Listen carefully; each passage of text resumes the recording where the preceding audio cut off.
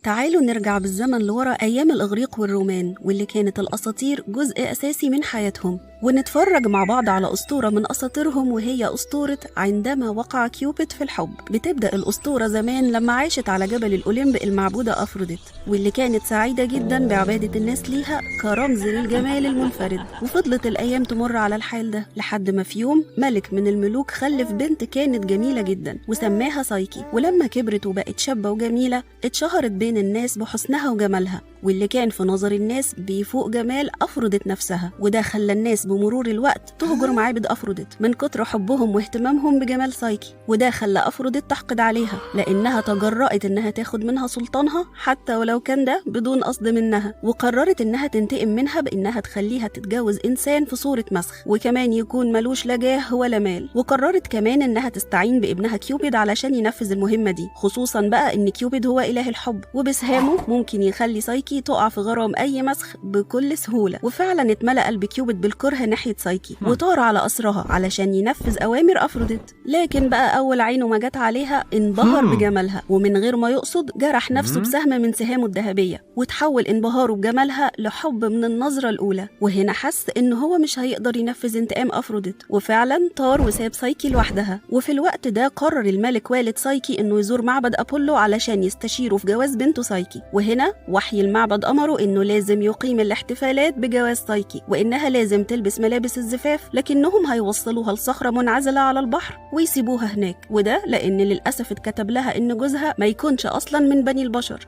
اتصدم الملك من الرد، لكن طبعا ما كانش عنده أي حل إلا إنه ينفذ أوامر المعبد. وفعلا سابوا سايكي على صخرة منعزلة وهي خايفة ومنهارة من الكائن اللي مش من بني البشر ده، واللي اتكتب لها للأسف إنها تكون مراته. وهنا طلب كيوبيد من الرياح إنها تنقل سايكي على جزيرة منعزلة كان جهزها ليها علشان تكون المكان اللي هيعيشوا فيه بعيد عن أفروديت. وفعلا نقلتها الرياح للجزيرة دي، ونزلت سايكي الوادي مليان نروج خضرة جميلة ومليان زهور بهرت عينيها. وبدأت سايكي تتمشى في الجزيرة لحد ما لقت قصر من شدة جماله وعظمته عرفت انه مش ممكن يكون اتبنى بإيد البشر. ودخلت سايكي القصر مبهورة بجمال جدرانه المطلية بالفضة وبأعمدته الذهب وبالنقوش والسقف اللي عمرها ما شافت زيهم. وكمان لقت قدامها أنواع كتير من الأكل والشرب. ولما بدأت تاكل سمعت فجأة صوت بيقول لها إن القصر ده ملكها وملك لجوزها، وإن الخدم هيكونوا في خدمتها لكن من غير ما تشوفهم. وبعد غروب الشمس كانت سايكي لسه خايفة وبتفكر مين هيكون جوزها ده يا ترى، وليه لحد دلوقتي ما جاش. وهنا سمعت صوت بيقول لها في هدوء إن هو جوزها، وإنهم هيعيشوا في القصر ده وكل طلباتها هتكون مجابة، لكن بشرط إنها لازم توعده ما تحاولش تشوفه ولا تعرف هو مين. وكان كيوبيد قصده بالوعد ده إنه يحمي سايكي من أفروديت لو عرفت بجوازهم. وقدام إصراره سكتت سايكي ومرت الأيام، وبمعاملة كيوبيد ليها بدأت تحبه من غير ما تشوفه، لحد ما في يوم غلبها الحنين لأهلها وطلبت زيارتهم.